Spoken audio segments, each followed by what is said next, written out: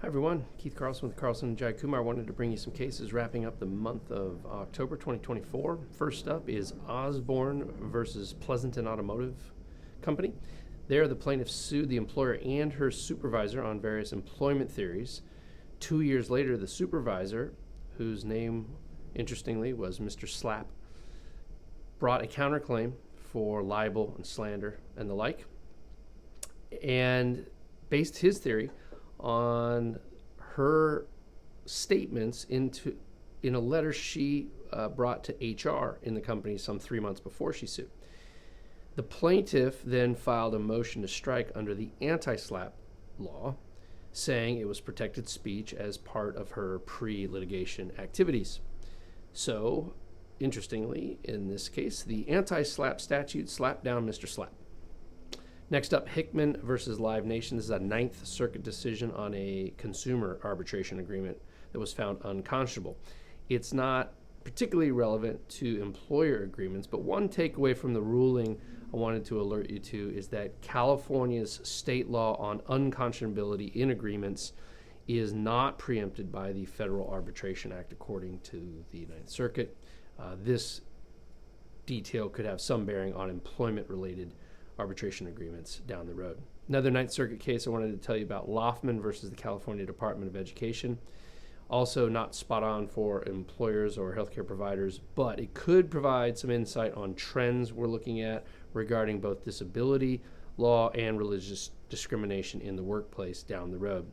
It involves the court finding that a California law could not withhold funds designated for special education need children and funds that are allocated for them. It couldn't withhold those from parents with children at religious schools. So you have kind of a religious discrimination or equal protection type of argument, as well as some issues involving disability.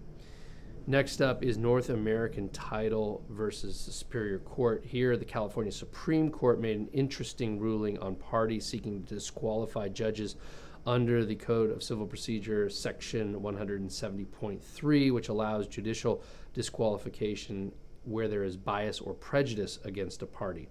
Essentially, the Supreme Court ruled that a motion must be brought at the earliest practicable opportunity, so don't sit on any information once you learn that you might have a bias or prejudice judge. You need to bring the disqualification motion in a timely fashion.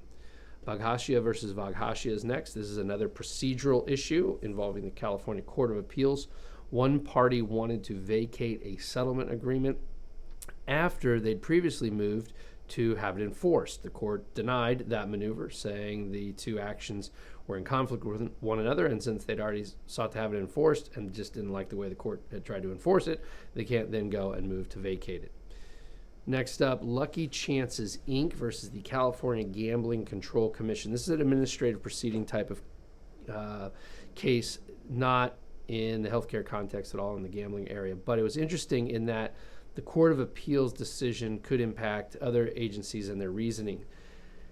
Specifically, the ALJ ruled there was no cause for discipline, but the commission rejected the decision and issued a penalty of its own finding. We've seen this before where you have a positive ruling from the ALJ, but the board does not adopt it. The interesting thing here is the court disallowed the penalty applied by the commission because it found the commission could not have found an underlying violation of the statute, and it was that underlying violation that the commission was relying on to impose the penalty. So that type of reasoning could and should apply to other commissions and boards that seek to overrule a positive ALJ finding, such as the medical or chiropractic board or any other regulatory body in the healthcare space, or other agencies in California will be subject to that.